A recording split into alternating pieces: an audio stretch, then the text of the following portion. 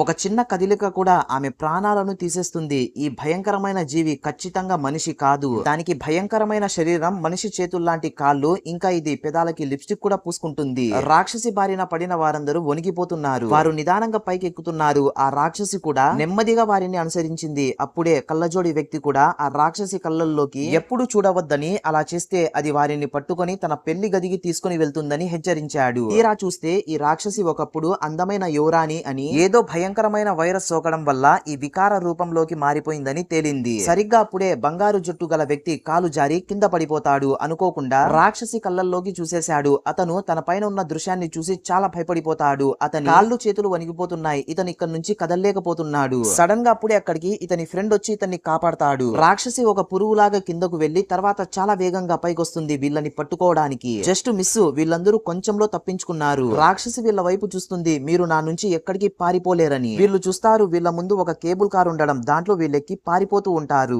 రాక్షసి కూడా చాలా వేగంగా వీళ్ళని పట్టుకోవడానికి తరుముతూ ఉంటుంది. వీళ్ళు దానిపైన బాంబులు వేసినా కూడా దానికేం కావడం లేదు. వీళ్ళు చూస్తారు ముందర డెడ్ ఎండ్ ఉండడం. రాక్షసి కూడా వీళ్ళ వెనకే వేగంగా వస్తూ ఉంటుంది. వీళ్ళ వేగానికి ఆ డెడ్ ఎండే విరిగిపోతుంది. ఇంకా వీళ్ళందరూ నీళ్లలో పడిపోతారు. రాక్షసి ఇది చూసి వెనక్కి తగ్గుతుంది. కానీ వీళ్లకు ఈ విషయం తెలియదు ఇక్కడ చాలా భయంకరమైన రాక్షసులు ఉన్నారని. నెక్స్ట్ పార్ట్ కోసం ఒక లైక్ వేసుకోండి.